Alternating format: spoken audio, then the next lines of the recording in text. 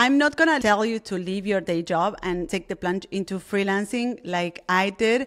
But what you can start doing is start using your current job to fund your side business and build your portfolio and your online presence, all of that while you are still working at your day job. Welcome to Open Studio Podcast, space for lettering artists, illustrators, and creatives who are determined to thrive in their passion. I'm Martina Flor, and I've been through the ups and downs of building a successful creative business. From struggling to make ends meet to achieving my dream of becoming an award-winning lettering designer, I've learned valuable lessons along the way. Now, I'm here to share those lessons, strategies, and tips so that your journey can be smoother. Whether you're looking to turn your passion into a career or want insights to boost your creative business, this podcast is your guide. Join me on the Open Studio Podcast and let's make your creative dreams a reality.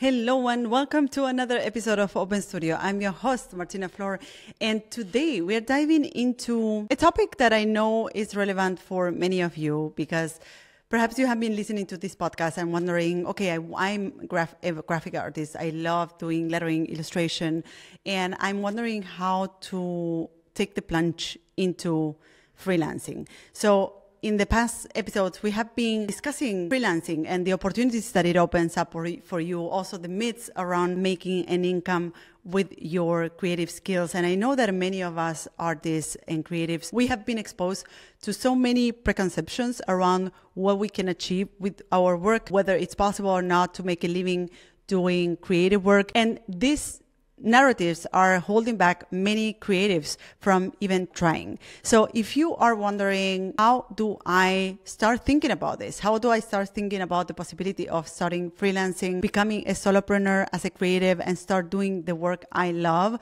I hope that this episode is going to give you at least the three big elements that you need to start thinking about when you go freelance. So transitioning from a traditional job where you work from 9 to 5 and you get a salary every month, going from that to freelancing requires a mind shift. So I always say that freelancing sounds very light in the sense that it just seems like you are just going from working at a desk in a company to working at the desk in your own place or workspace. And actually, it means that you are becoming a solopreneur. That means that you will not only be doing the creative work, but you will also be taking care of things that perhaps you don't have any idea about right now because your employer, the one that is giving you a salary every month, is taking care of that. So when you transition into a freelance career, you will be taking care of other things that have to do with taking care of the creative part, but also of the administrative part of the business. So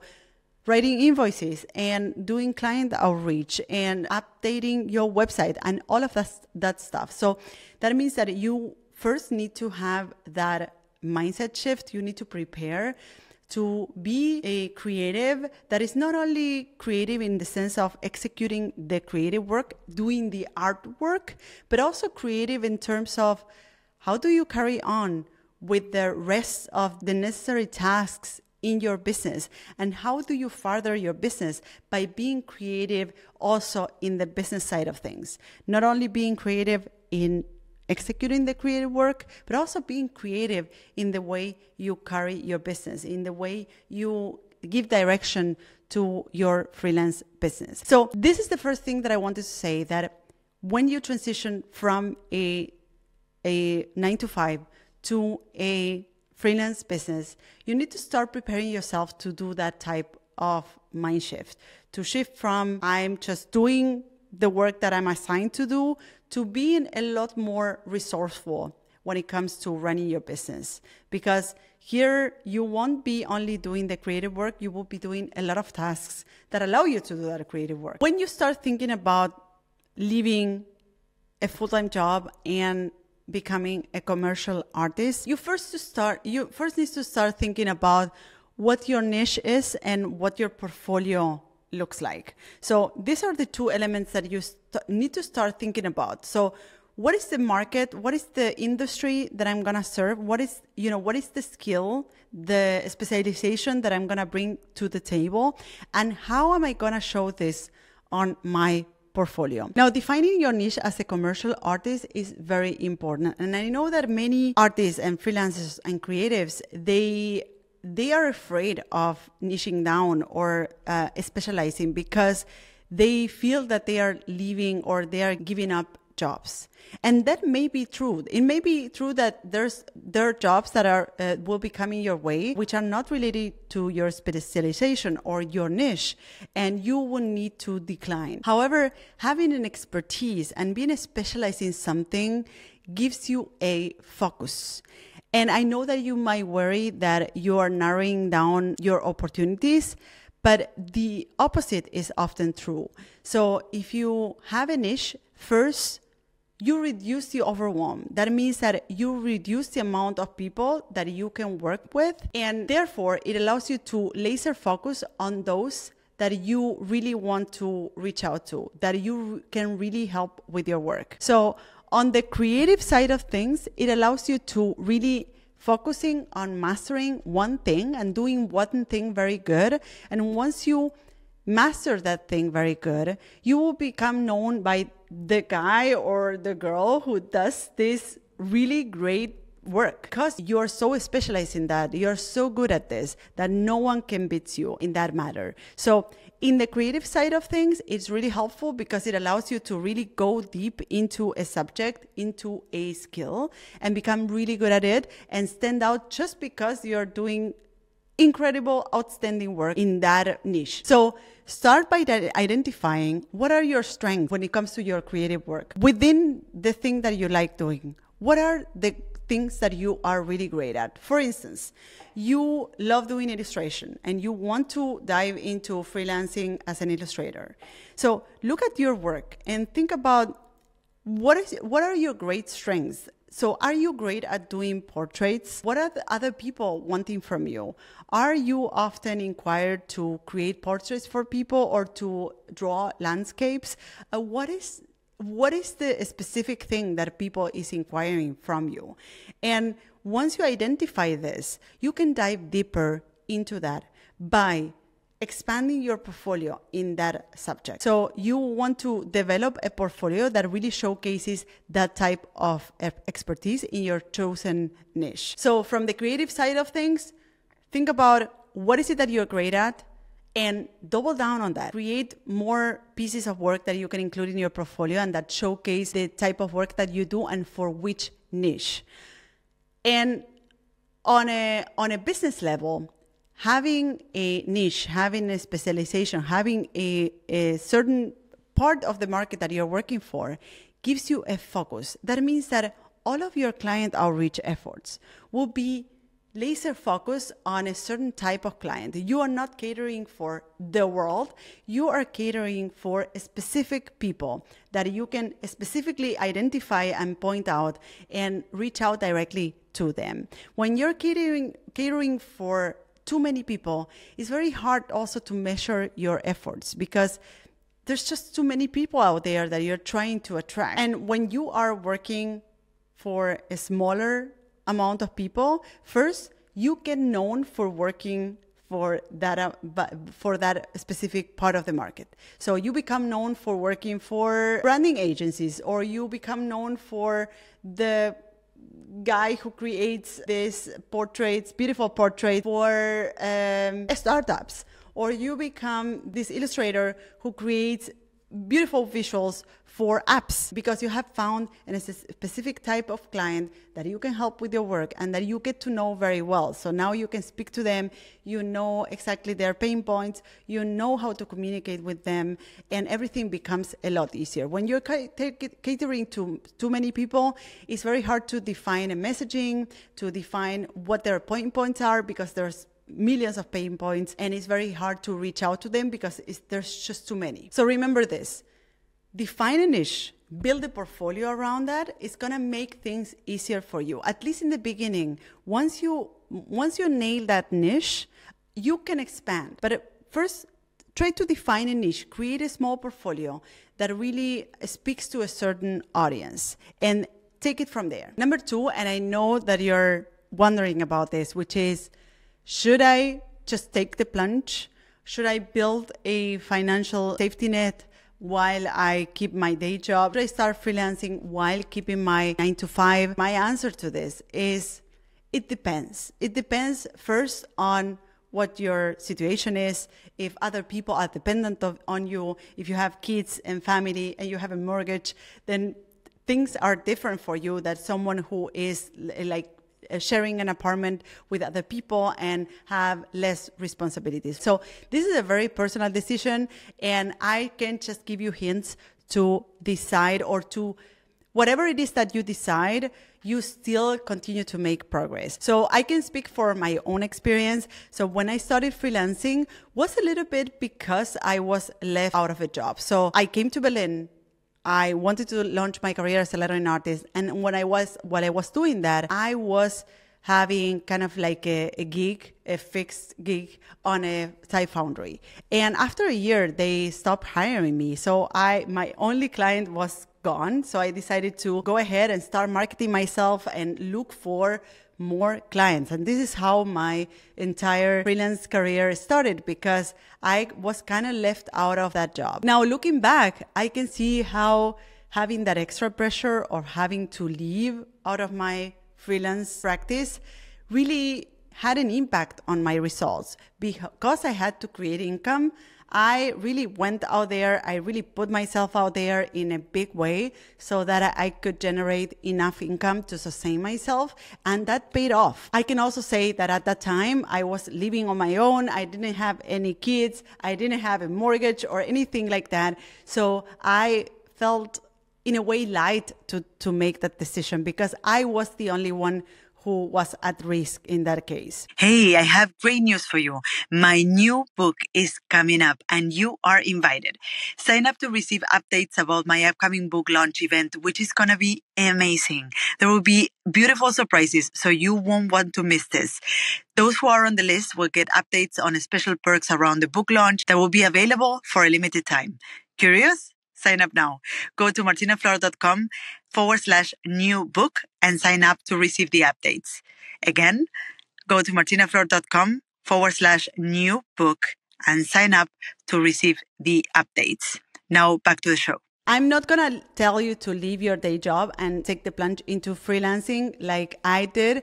But what you can start doing is start using your current job to fund your side business and build your portfolio and your online presence, all of that while you are still working at your day job. The only shift that I would recommend to start doing is to shift your priorities. That means that normally, or what I see happening often, is aspiring artists or creatives that want to take the plunge into freelancing and they keep their day job. So when they come from their day job, they start working on their freelance business, and they do that at night or after work. And oftentimes that gets relegated to the next day because they are late, or they got stuck in in traffic, or they had to work extra hours or whatever. So eventually they stop working or investing time into their freelance business or into their project. So what I would recommend is to make a shift. Instead of putting that second in the day, so investing time in your business, in building your business after your day job, put that first. So wake up earlier or talk to your employer and try to arrange a later start time for your day job, and invest time first time in the morning, so that if there's one thing that you do that day, it is working on the business. So put that first. I see a big power into defining your priorities and organizing your days according to those priorities. So if your priority is your health, if your priority is your building your freelance business, then put that first in the day. Let that thing be the first thing that you do, and tackle the rest in what is left of the day. This strategy makes sure that you do that thing that you care the most about first thing in the day, and that you dedicate the time in which you have the most creative energy, that you are more fresh, which is the morning. You dedicate those hours to that specific thing that is very important to you. So if you want to keep your day job and start building your online presence, building your business, building your portfolio while you keep your day job, do that. But make the shift of putting those 2-3 hours that you're going to dedicate to your business first in the day, and you will see how that will have an impact on your results and on getting ahead with that project. The third thing that I recommend you doing is to start diving into it by building a network and learning from others in the industry. So I always speak about this in this podcast, and I want to reiterate on it, which is growing your network is really important. It's really important because it will connect you with people that will recommend you to other people. It will help you build a client base, and it will also help you build and learn things about the industry. I remember that when I moved to Berlin, one of the first things that I did as a lettering artist is joining a typographic community here in Berlin. And that was a great way of entering into the industry because they were already working in the industry. I could see how they were interacting with one another, the things that they were doing. I kind of got insights into the industry here, at least here in Berlin. So that was already a great step into starting to make a living as a lettering artist. So I recommend you to connect with fellow artists, to connect with potential clients, to go to meetups where you can meet potential clients, even if your business cards are not ready, if you don't have a website yet, but it would train you into starting these conversations, into interacting with people.